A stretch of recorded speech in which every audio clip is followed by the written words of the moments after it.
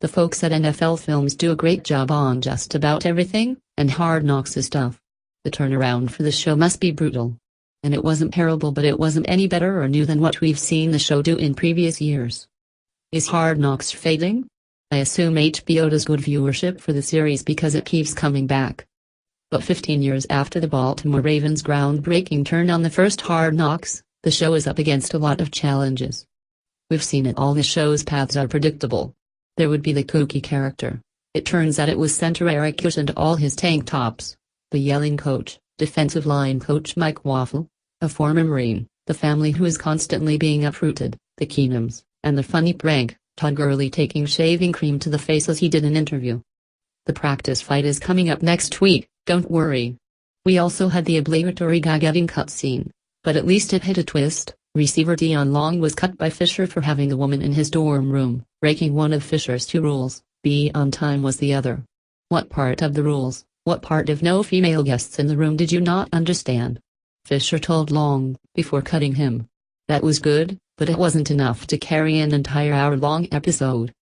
There were other fun moments, like Fisher yelling at Tavon Austin for eating just 2 bananas at lunch and cramping up during practice, or Goff not knowing if the sun rose in the east or the west. Cal Berkeley alums must have loved that. Was anything else about this episode groundbreaking? Was watching Goff throw to receivers after practice all that gripping? After 15 years, we kind of know what's coming. The best teams aren't going to do it. The Rams volunteered for Hard Knocks, which meant we missed an annual rite of passage, NFL teams letting it be known they want no part of the show.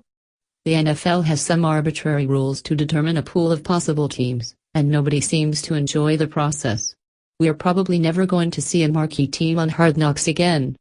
And it's 2016, star power sells. At least we had J.J. Watt when the Houston Texans were on last season. Rams running back Todd Gurley is a great player, and maybe he'll end up being a fun guy to track over the series. But the first episode didn't give us much on him. The Rams have been the epitome of average the past few years. They're not exciting. You'd think that the move to Los Angeles would provide some fodder. But a few players watching a guy surf wasn't getting it done.